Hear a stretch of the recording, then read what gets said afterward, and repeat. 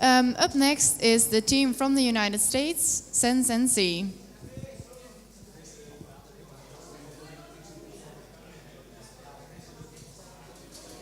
Good luck.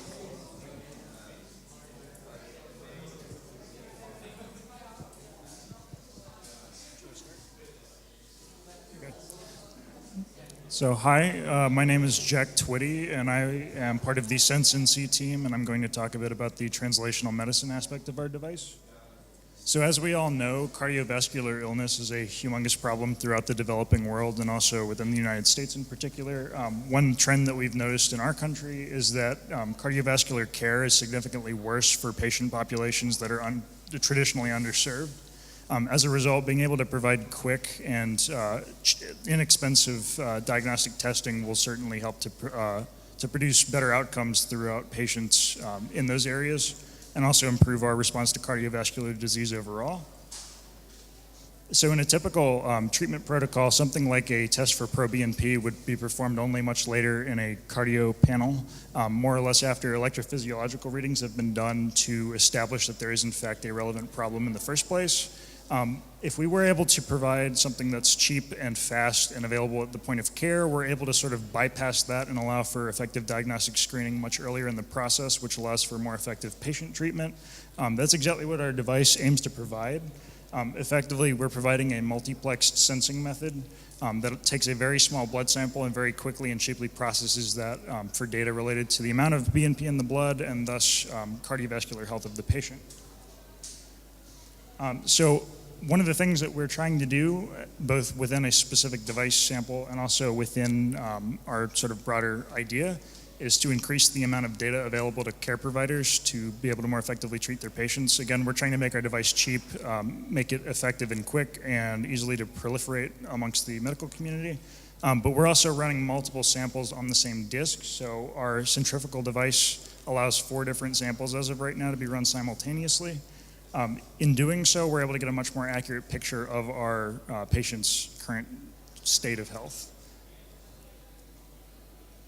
And also, one of the other things that our device does is handles a data processing algorithm that takes that information and for the care provider actually does all the relevant processing.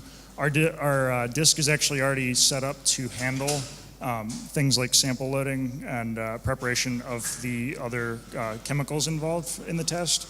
All that the care provider has to do is insert the sample, and then the rest is taken care of by the disk, which is not reused. So one of the things that we hope to expand to in the future is the use of whole blood instead of blood plasma. As of right now, we're all testing today on samples with blood plasma, but there's a required centrifuge step in between that to get the relevant part of the blood out. Because our device is already a centrifuge, we see no reason why we couldn't expand the functionality to already take care of that step and make it even easier for point of care applications. We want to expand the blood panel to a full cardiac panel and basically make each of those channels a separate type of test so we could potentially look for other biomarkers other than proBNP. And that would allow us as well to have a flexible platform where a point of care provider can choose between running 4 of the same test or perhaps a completely even different test, which would potentially make our device applicable in other health cases as well, and hopefully further reduce the effective cost of ownership on the part of the clinic. Our device uses only low-cost electronic components and commercial off-the-shelf devices. We estimate that our full device will be available for under $1,000 once it's fully completed. The only consumable is the test disc itself and the sample. The sample is provided by the patient, obviously, but the test discs in quantity should be produced for a very small amount of money. Right now, we estimate somewhere in the realm of $4 per test. And again, that could be 4 different tests on the same disc. This also handles storage and analytics, both of the precursors and also of the data. That's not something that the provider has to worry about.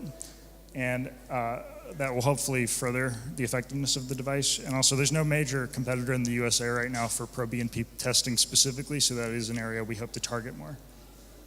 So here's our team. Thank you very much for your time. Let me know if you have any questions.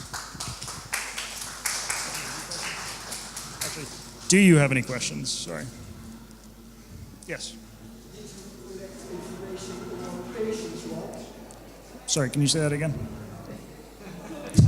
Sorry. Collect information on what patients want, what patient think is important, or what doctors think is important? Yeah, so absolutely. So one of the no, I heard it. I'm sorry.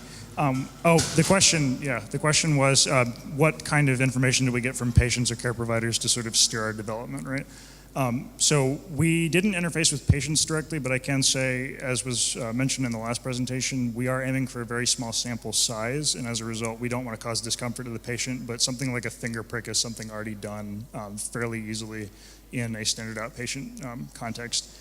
We definitely looked into the demographics of point-of-care applications in the United States specifically, and that's how we were able to determine that by minimizing the cost of our device, that really is going to be the deciding factor in adoption and thus ultimately the effectiveness of the device. If it's not easy to use, if it's something that requires chemical precursors or anything that has to be stored specially or special trained operators to use, it's not going to be adopted. So by reducing the sort of barrier to entry in all of those areas, we hope that does in fact serve the point of care providers' needs. So yeah, that was something we tried to factor in. Any other questions? Yes. Spinning the disc, right? So you have moving parts inside. I hate moving parts as an R&D director. Right. So how are you going to take care of making that robust, reliable, and if you've got some kind of stuff gets in like blood and things like that? Yeah, definitely. So the question was, since our device involves moving parts, sort of how do we justify that and how do we deal with the challenges that presents? That's a very good question.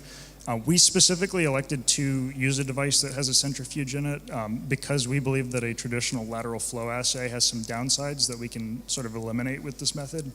The reason we're doing that is because we're able to do more effective mass exclusion and also decrease the amount of time it takes to actually run the entire sample. In order to deal with that, we have actually had to take some specific design considerations into mind.